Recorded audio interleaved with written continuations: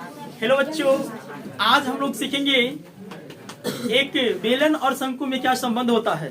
तो आइए, हम मेरे हाथ में एक शंकु है और एक बेलन है, इन दोनों के बीच क्या रिलेशन होता है इसे हम लोग एक एक्सपेरिमेंट के थ्रू सीखेंगे। आप सभी जानते हैं एक बेलन और एक शंकु, बेलन का आयतन होता है πr² h और शंकु का आयतन होता है 1/3 πr² h। अब यहाँ पे हम लोग को समझना यह है कि अगर समान ऊंचाई और समान त्रिज्या वाले एक बेलन और एक शंकु लेते हैं, एक बेलन और एक शंकु लेते हैं, तो उन दोनों में क्या रिलेशन बनता है, उन दोनों के बीच क्या संबंध होता है, उसे आज हम लोग सिद्ध भी करेंगे और एक एक्सपेरिमेंट करके आपको दिखाएंगे। तो ये 5 से 10 मिनट का वीडियो होगा, इसे पूरा आप देखेंगे। जैसे हम लोग जानते हैं बेलन का आयतन शंकु के आयतन से कितना गुना होता है? 3 गुना होता है। जैसे बेलन का आयतन πr² h है तो शंकु का आयतन 1/3 πr² h। इसको हम कह सकते हैं कि शंकु का आयतन जो होता है ना, वो बेलन के आयतन का क्या होता है? 1/3 होता है। यहाँ पे क्वेश्चन ये है, 7 सेंटीमीटर त्रिज्या तथा 12 सेंटीमीटर ऊंचाई वाले एक बेलन तथा एक शंकु का आयतन याद करेंगे। और बेलन का जो आयतन होगा वो शंकु का आयतन का क्या होगा? 1/3 होता है। तो ये जो है ना एक फॉर्मूला के थ्रू हम लोग करते हैं, लेकिन इसे आप रियल लाइफ में रिलेट कर सकते हैं और इसे घर में आप इसको प्रयोग कर सकते हैं, जिसे हम अभी एक प्रयोग करके दिखाएंगे। क्या ये बेलन का आयतन सच में शंकु का आयतन का 3 गुना होता है? तो इसके लिए जो है ना, मेरे हाथ में एक बेलन है और एक क्या है? शंकु है, जो हमारे प्यारे प्यारे बच्चों ने बनाया है। ये क्या है बताइए तो आप लोग? ये शंकु है और ये क्या है? अब ये दोनों को देख रहे हैं कि शंकु का त्रिज्या और बेलन का त्रिज्या, शंकु का ऊंचाई और बेलन का ऊंचाई दोनों कैसा है? यहाँ देखिए आप सभी, इन दोनों को देखिए, ऊंचाई सेम है, दोनों का ऊंचाई कैसा है? एक जैसा है। इसके ऊपर डालते हैं तो दोनों की त्रिज्या भी कैसी है? एक जैसी है। अगर दोनों का त्रिज्या और ऊंचाई एक जैसा रहेगा, दोनों का त्रिज्या और ऊंचाई एक जैसा रहेगा, तो हम लोग को देखने को मिलेगा कि ये जो है ना शंकु, इसका 3 डब्बा बेलन के 1 डब्बा के बराबर है। यानी इससे ये क्या हो गया? 3 गुना हो गया। क्या हो गया? 3 गुना। तो एक एक्सपेरिमेंट हम लोग करेंगे कि 3 भाई है, ठीक है, और उसके बीच झगड़ा को निपटाना है।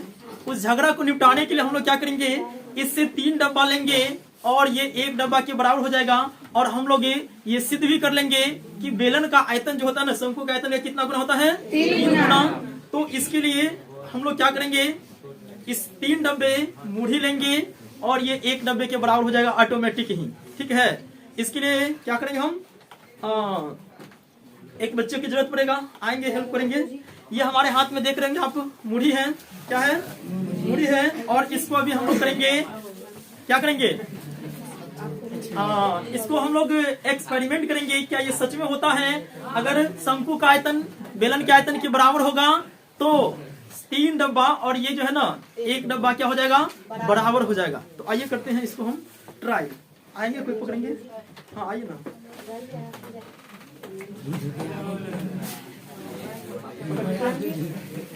आप देखेंगे ये शंकु है, इसका 3 डब्बा इस बेलन के कितने डब्बे के बराबर होगा? यानी दोनों में क्या रिलेशन है? ये बेलन के, ये शंकु के आयतन से बेलन का आयतन क्या होता है? 3 गुना होता है। तो आइए हम लोग चेक करते हैं।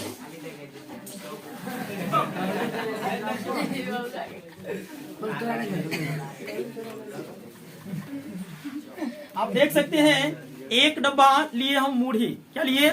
1 डब्बा मूढ़ी लिए और इसे हम, यानी मूढ़ी यानी क्या, शंकु में है ना, इसको डाल रहे हैं बेलन में। ये डाल दिए 1 डब्बा। फिर दूसरा डब्बा लेंगे,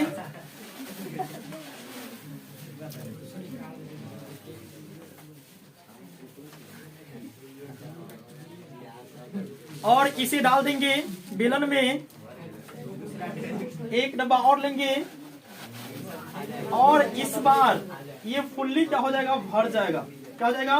भर जाएगा पूरा। यानी बेलन का आयतन शंकु का आयतन में कितना हो जाएगा? 1/3 हो जाएगा। ये आप देख सकते हैं, ये आप देख सकते हैं, ये पूरा पूरा भर चुका है। यानी इससे 3 डब्बा और इससे 1 डब्बा के बराबर है। इससे हमको क्या सीख मिल रही है कि बेलन का आयतन जो होता है ना, शंकु का आयतन कितना गुना होता है? 3 गुना। इसे आप भूलोगे? तो यहाँ पे एक क्वेश्चन है, इधर थोड़ा साइड हो जाएंगे। 7 सेंटीमीटर तिरछा तथा 12 सेंटीमीटर ऊंचाई वाले एक बेलन तथा एक शंकु का आयतन निकालेंगे। यहाँ तिरछा 7 सेंटीमीटर और 12 सेंटीमीटर ऊंचाई, ये बेलन के लिए भी है और शंकु के लिए भी है। और इस क्वेश्चन को भी हम लोग सॉल्व करेंगे और देखेंगे कि जो बेलन का आयतन आएगा ना, वो शंकु का आयतन का कितना गुना होगा? 3 गुना। तो आई होप आप लोगों को ये बेलन और शंकु के बीच रिलेशन समझ में आ गया होगा। आ गया क्या? Thank you. अब इस क्वेश्चन को हम लोग सॉल्व करते हैं। इसको नीचे रख दीजिए, है ना। और आप सभी को क्या करना है, मुढ़ी मिलेगा 1-1 पीस। कितना पीस? 1-1 पीस। हाँ, 1-1 पीस। ये 1 पीस हुआ, है ना। काफी है ना। चलिए इसको रख देते हैं। इस क्वेश्चन को हम लोग प्रूफ करते हैं।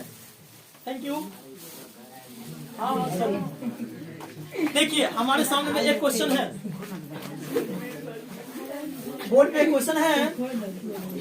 क्या क्या लिखा हुआ है? इस फिगर में हम लोग डालते हैं। देखो ये दोनों फिगर जो है ना, ये बेलन है और ये शंकु है। दोनों का तिरछा और दोनों का ऊंचाई एक जैसा है, एक जैसा है ना। अब यहाँ पे तिरछा का मान कितना है? 7 सेंटीमीटर। ऊंचाई का मान कितना है? 12 सेंटीमीटर। 12 सेंटीमीटर। इसमें भी लिखेंगे ये 7 सेंटीमीटर और ये 12 सेंटीमीटर। इसे कहते हैं एल, यानी तिर्यक ऊंचाई, है ना। लेकिन आयतन निकालने के लिए तिर्यक ऊंचाई की जरूरत नहीं पड़ती है। तो करते हैं हम लोग इसको, बेलन का आयतन।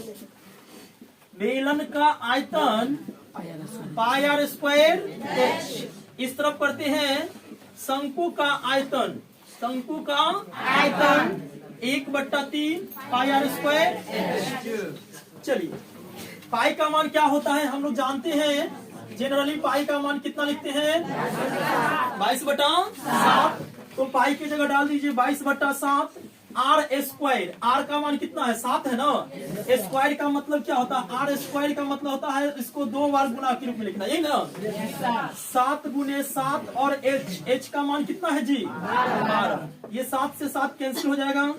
22 × 7 × 12, इसको गुना करते थे 618 का है। 616 इसको गुना कर लीजिए ना। 7 × 14 1848 सेंटीमीटर क्यूब होगा। कितना होगा? शंकु का निकालते हैं 1/3 22/7 पाई का मान आर स्क्वायर, यानी 7 × 7 एच का मान 12।